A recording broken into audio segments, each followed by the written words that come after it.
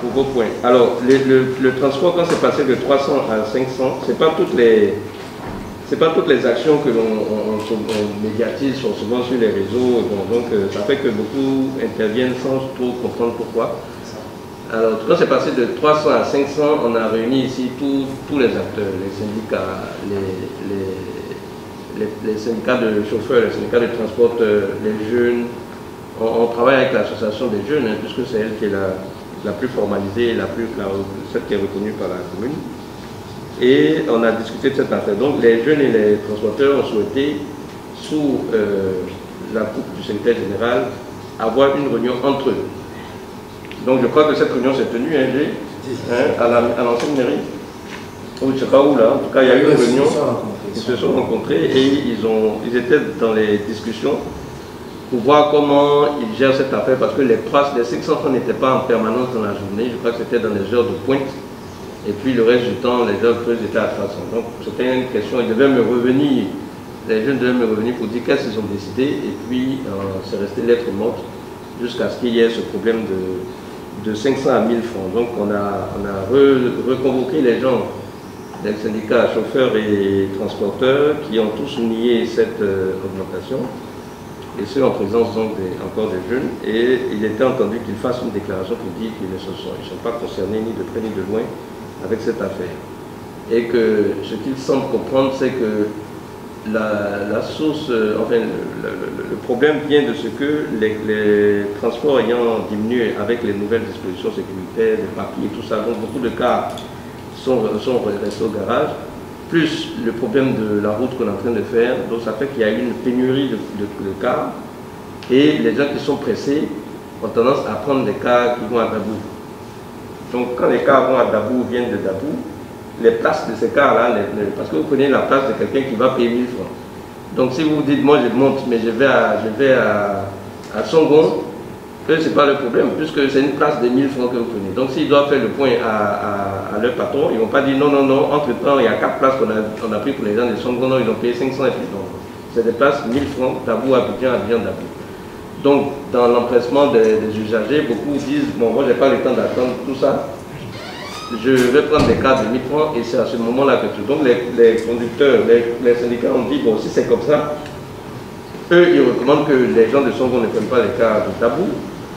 Et si ce sont les cas de Songon qui font ça, de prendre les numéros de téléphone, les plaques d'immatriculation plutôt, pour qu'eux, ils puissent sévir. Donc voilà, on a pensé que c'était une bonne solution, parce que ce que les gens disent et la réalité du terrain, il peut y avoir un écart. Donc les gens disent, ceux qui sont sur le terrain disent, nous on n'a jamais augmenté, mais s'il y a des gens qui disent qu'on a augmenté, ils n'ont pas nous amener la preuve. C'est-à-dire en donnant la plaque de la personne, du camion qui a augmenté les choses. Donc voilà l'état, j'ai demandé à ce qu'au moins ils fassent des déclarations écrites pour que ça les engage et que les usagers qui peuvent avoir ces déclarations, les imprimer, tout ça, puissent pouvoir les brandir si jamais il y a une telle... Donc à ce stade, voilà l'état des lieux, étant entendu encore une fois que le transport n'est pas une activité dont les prix sont réglementés par la commune. Ce n'est pas la main de la commune. Il y a une autorité de régulation au niveau du transport. C'est eux qui discutent quand on doit faire évoluer les prix. La commune, c'est un facilitateur qui permet de dire, bon, il y a une crise sociale, vous avez augmenté les prix, quels sont les fondements?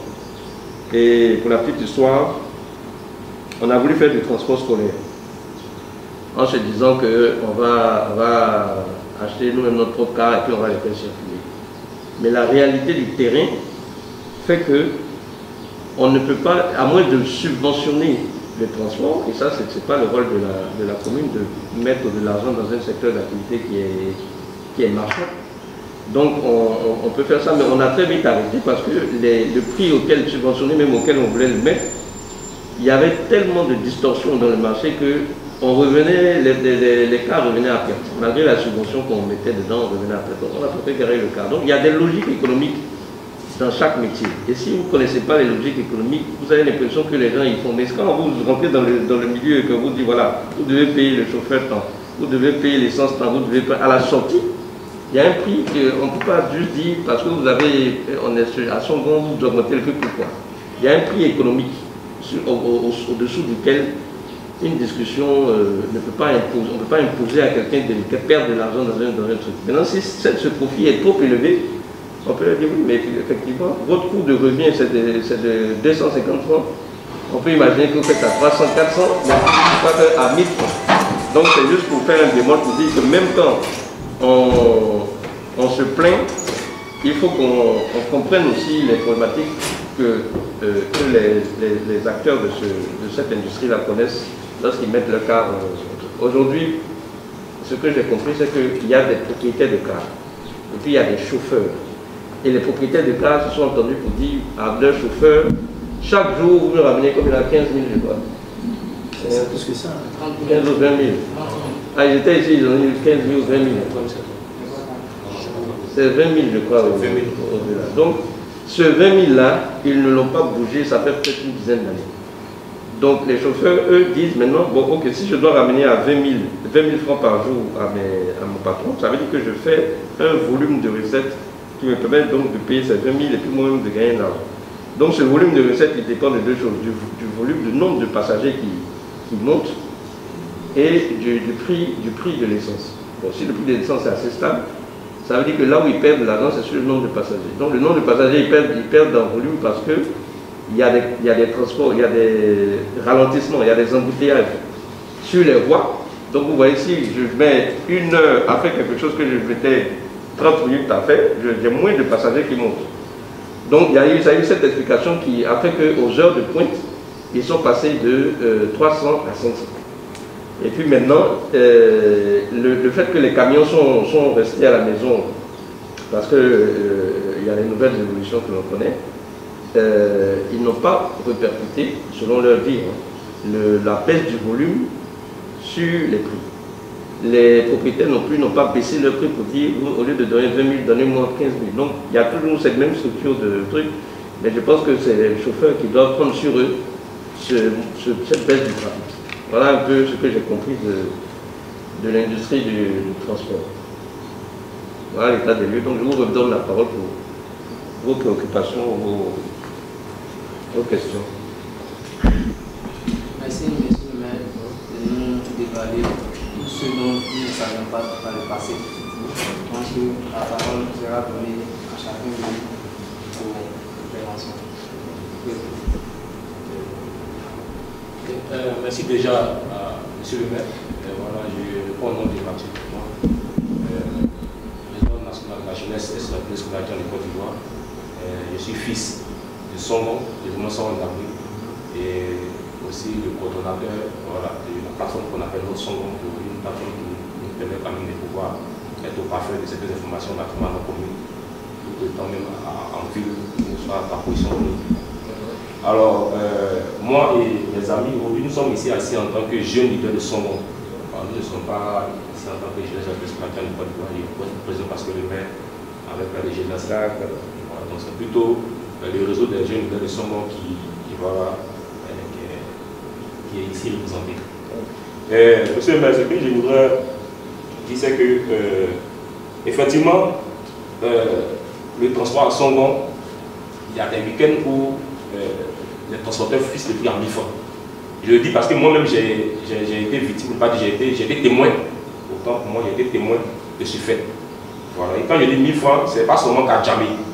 Il y a des moments quand on arrive à la Sicores, les transporteurs disent 1000 francs, Dabou 1000 francs, ou bien c'est pas, mais généralement ils disent Dabou, mais c'est les mêmes véhicules de Songon qui font Dabou. Ils savent que quand il y a des heures où ils peuvent bénéficier de cette opportunité-là, il ne faut même plus aller dire Songon, ils disent Dabou, Songon, Dabou, Songon, Dabou, Songon, Dabou. Quand on dit Songon, Dabou, ça veut dire déjà qu'il y a Songon et Dabou. Parce qu'ils ne disent pas Dabou, ils disent Songon, Dabou. Donc celui qui va à Songon naturellement monte. Mais est-ce que le prix qu'il paye diffère de celui qui va à Dabou? Donc, quand les transporteurs nous font savoir que c'est seulement les véhicules de Dabou qui fixent le prix à 1000 francs et qu'ils demandent à ce que nous ne montions pas ici dorénavant. Donc, moi, si on trouvait des véhicules de Songon fixer le même prix, on pouvait quand même nous demander d'identifier ces véhicules-là. Je crois que c'est une fuite de responsabilité. Et nous, déjà, nous voulons dire merci parce que nous voyons le travail que vous faites au niveau de la commune. Moi, personnellement, je vous connais. Nous voulons réagir face à ces problèmes. Les transporteurs, ceux que vous allez monter, c'est les porteurs des cas, ont fait un communiqué que j'ai vu qui quand même bien communiquer, quand même, qu'il fuit toute responsabilité parce qu'il se lave les mains de tout ce qui est comme engagement que peut-être les chauffeurs ont pris d'eux-mêmes sans toutefois les consulter. Le transport, le prix la recette des propriétaires des cars, et quoi que ça n'a pas changé depuis que le transport était à 300, la même recette est restée jusqu'à aujourd'hui 500 francs. Alors, donc, je ne comprends pas pourquoi est-ce que les transporteurs disent que c'est parce que les propriétaires des cars n'ont pas baissé la recette que eux, vu l'embouteillage, ils se voient contraints de monter la recette, le coût du transport afin de pouvoir attraper la recette et avoir pour eux-mêmes. Parce que quand c'était 300, c'est quand même qu'il n'y avait pas d'embouteillage, mais la recette arrivait déjà à faire les recettes. Et puis ils arrivaient à avoir, bon, pour eux, puisque naturellement quand ils font la recette, il y a toujours une marge qui reste qu'ils utilisent. Alors si la recette des propriétaires des cars n'a pas augmenté et que le transport, lui, augmente à 500 francs, naturellement, l'embouteillage ne doit pas être un problème. Puisqu'on règle pas l'embouteillage en augmentant le transport à 500 francs. Cette information n'est pas passée, les gens ont parlé, nous on a eu l'information, c'est Darius que j'ai appelé qui m'a expliqué la question de l'augmentation à 500 francs comme l'a vu tantôt. Je pense que normalement c'est vrai, tout n'est pas bon à dire, mais on devrait quand même communiquer à la population de Songo. On leur dit, vu la situation du transport, de l'embouteillage, vu les mesures barrières, parce que je me dis que c'était lié au corona, parce qu'il faudrait laisser des places vides dans les véhicules, et donc comment rattraper cela, faire des transports à 500 francs, les gens allaient comprendre.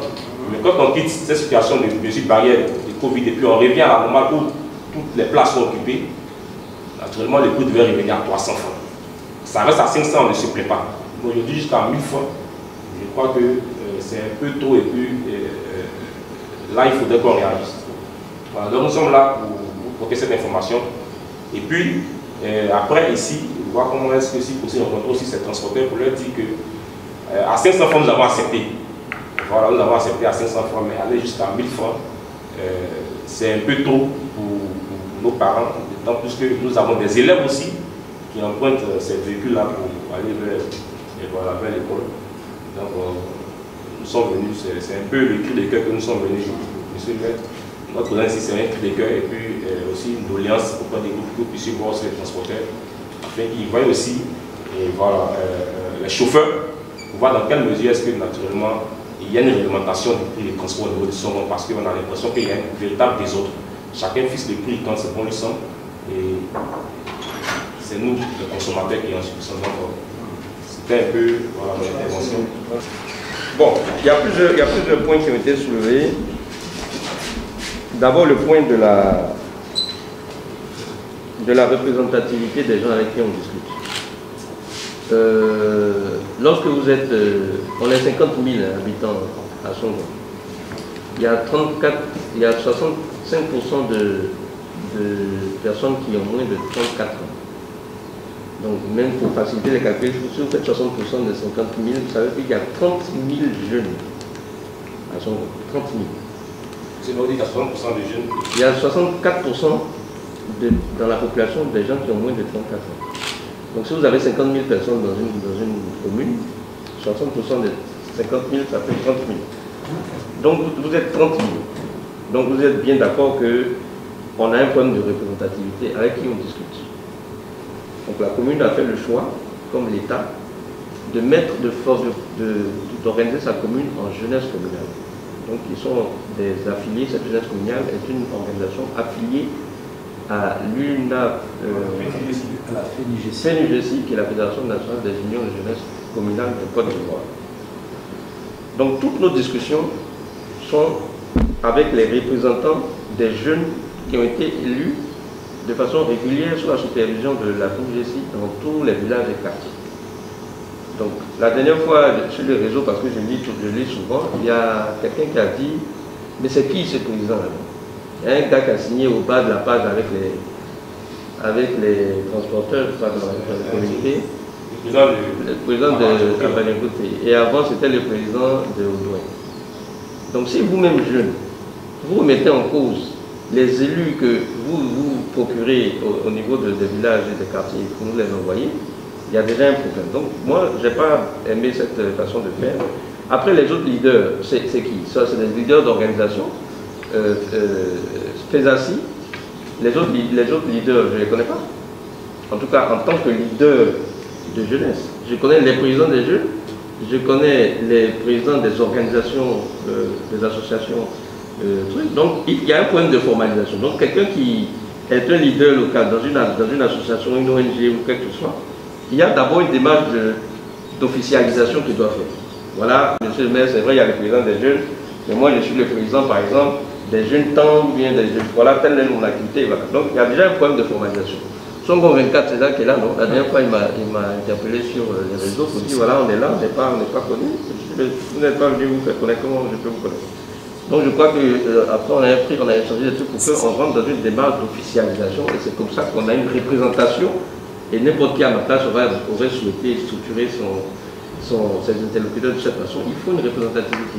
Donc, jusque-là, tous les points ont été traités avec la jeunesse communale, à charge pour cette jeunesse communale de réunir ces mandataires, c'est-à-dire ceux qui les ont mis là.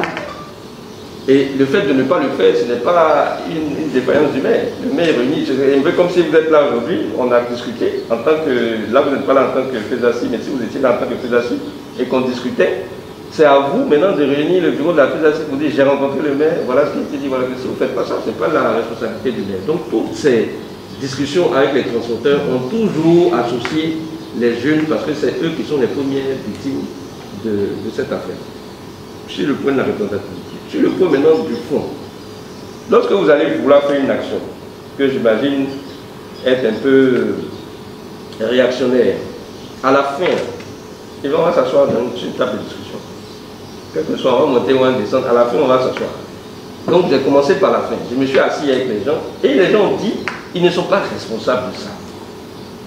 Donc si vous faites une réaction par rapport à ça, alors qu'ils vous ont donné des pistes, pour quand quelqu'un vous dit quelqu'un a pris, vous dit j'ai pris vous avez pris un de mes objets, vous avez volé quelque chose, vous dites non, moi j'ai pas volé. Si j'ai volé là, il faut m'apporter la preuve que c'est moi qui ai volé. Et puis vous dites non, je sais que c'est toi qui as volé, donc je vais te mettre en prison. Ils disent, ils n'ont pas augmenté les prix. Si vous voyez un de leurs camions qui a augmenté les prix, prenez le numéro et venez. Et puis maintenant, s'ils ne réagissent pas, là vous pouvez dire il y a réaction. Voilà. Sinon votre réaction elle est basée sur quoi? Ils disent, vous prenez les transports de Songon, d'Abou. Donc il y a deux choses. Soit vous devez prendre des transports comment on appelle ça, de Songon. Donc c'est de demander à chaque transporteur quelle ligne tu fais. C'est vrai que c'est un peu lourd, mais il faut prendre aussi les gens de fois par l'absurde. Ils ont dit quelque chose, ok, on va faire comme si vous avez dit. Donc de prendre les transporteurs de Songon, non, ok. Donc vous êtes une vingtaine, une trentaine de leaders, vous dites faisons l'expérience. Allons, montons dans les camions et à chaque fois demandons. Et récoltons les éléments de preuve, parce que c'est surtout ça. Quand vous voulez agir, il faut que vous ayez des trucs. Si vous êtes allé casser la voiture de quelqu'un, et puis vous n'êtes pas capable de montrer que lui, il a un camion de Songo, c'est vous qui allez avoir encore des problèmes. Donc les transporteurs et les chauffeurs, ce n'est pas que les propriétaires de trucs qu'on a vu les deux syndicats. Le syndicat des propriétaires de trucs, d'abord, qui ont dit qu'eux, ils n'ont jamais augmenté les prix, donc ils ne comprennent pas pourquoi ça augmente. Quand on a fini de les voir, on a reçu eux et les chauffeurs ensemble. Les chauffeurs aussi ont dit, mais eux ils tombent des nues, ils n'ont jamais fait ça. Maintenant, si ça continue, ça veut dire qu'il y a quelqu'un qui joue les imbéciles. Donc, ils disent, si quelqu'un joue les imbéciles dans notre dos, prenez la photo, prenez la plaque, donnez-nous. Et ça sera, nous, maintenant, à notre responsabilité, nous, communes, et eux, syndicats, de sortir les brebis galeuses de leur rang. Je pense que c'est une solution qui est simple, qui n'est pas violente. Les personnes eux-mêmes qu'on accuse disent, nous, on n'avait pas fait, mais si vous voyez quelqu'un qui applique ses prix, dites-nous. Parce qu'effectivement, il peut y avoir des chauffeurs qui ne jouent pas le jeu et qui profitent des cadres d'Abou qui sont aussi là pour dire qu'eux sont des cadres d'Abou. Parce que je vous expliquer qu'ils sont des cadres d'Abou. Ils font un d'Abou Songon et Abidjan Songon. Et ils passent Abidjan d'Abou et ils passent par Songon. Donc si le car est vide et qu'ils peuvent prendre des gens de Songon, ils ne vont pas faire à 500, ils vont faire à 1000 francs. Donc c'est à nous aussi de faire la police entre nous-mêmes, de dire bon, les cas de Dabou qui allons à Dabou, alors on rentre en négociation avec les gens de Dabou et puis on dit bon, vos cars là, faites des lignes, en ce moment-là, faites des lignes, bien que ce soit des cars de Dabou, faites des lignes Abidjan, Songon, et puis faites des lignes Abidjan-Tabou. Mais si dans un même cas, vous faites des places Songon et des places Dabou, vous qui êtes propriétaire, là, vous allez vérifier ça comment? C'est impossible. Quelqu'un, il y a 10 places, il y a une partie qui est à Dabou, une partie qui est à Songon, mais le chauffeur va toujours vous bouffer parce que tu vas dire tous ceux-là, ils ont descendu à Songon. Donc c'est 500 francs, alors qu'ils sont allés à Dabou 1000 francs. Donc, ou alors ils ouvrent d'autres cas avec des lignes ponctuelles, ou alors ils acceptent de gérer. Donc l'autre solution, si jamais on attrape les transporteurs, une fois qu'on aura des plaques où on a attrapé les transporteurs, c'est de leur demander de s'organiser pour extirper de leur rang les brebis galeuses. Mais l'autre aussi, c'est de discuter. Je crois qu'on a été approché par beaucoup d'autres syndicats de transporteurs qui disaient qu'ils voulaient venir opérer à Songon. Donc, c'est d'introduire un peu plus de concurrence pour que réellement, si les prix qu'ils pratiquent sont distordus et qu'ils jouent les cons parce que entre eux, c'est nous qui blaguent et en fait, ils appliquent vraiment ce prix-là, on a la possibilité de faire venir d'autres transporteurs à Songon et regarder la réalité des prix, avoir un peu plus de compétition. Mais une réaction dans un processus qui donne des solutions, je pense que c'est une réaction qui va être de trop. Parce qu'à la fin, là, quand vous avez fini de faire toutes ces grèves-là, qu'est-ce que vous allez demander? À rencontrer les mêmes transporteurs, et ce que je vous ai dit, c'est ce qu'ils vont vous dire. Ils ont même écrit et signé. Voilà un peu ce que je veux dire, Président. Monsieur, merci. Vraiment merci. Bonsoir à tous et à toutes. Moi, c'est M. Willy Dakwa, jeune leader de jeunesse ici à Songon, de Songon-Kassambi. Là, nous sortons de la rencontre avec M. le maire relativement au problème du transport ici à Songon. Nous sortons satisfaits car le maire a répondu, a donné des pistes de solutions aussi à toutes nos préoccupations. Et là, je lance un appel vraiment à l'apaisement à toute la population. Donc, faisons confiance à nos élus locaux, pas seulement le maire, mais tous les conseillers municipaux qui sont assez représentatifs de la population de Songon. Donc, faisons leur confiance au travail pour nous. Et ils nous assurent que les prix vont revenir à la baisse, c'est-à-dire 500 francs le transport Abidjan-Songon.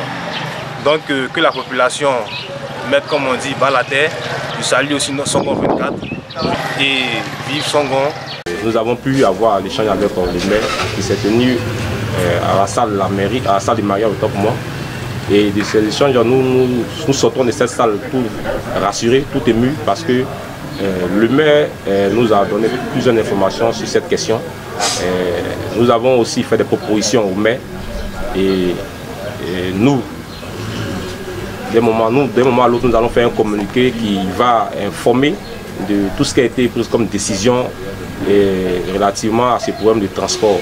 Nous croyons que très bientôt la situation sera normale et le transport au niveau de Songon retrouvera son prix normal qui est de 500 francs. Et donc nous rassurons toute la communauté de Songon sur cette question et que vive Songon. Et nous disons merci au maire et que naturellement voilà la paix, voilà la gaieté et la santé trouve tout un chacun là où il se trouve et vive Songon et vive la jeunesse Songon. Je vous remercie.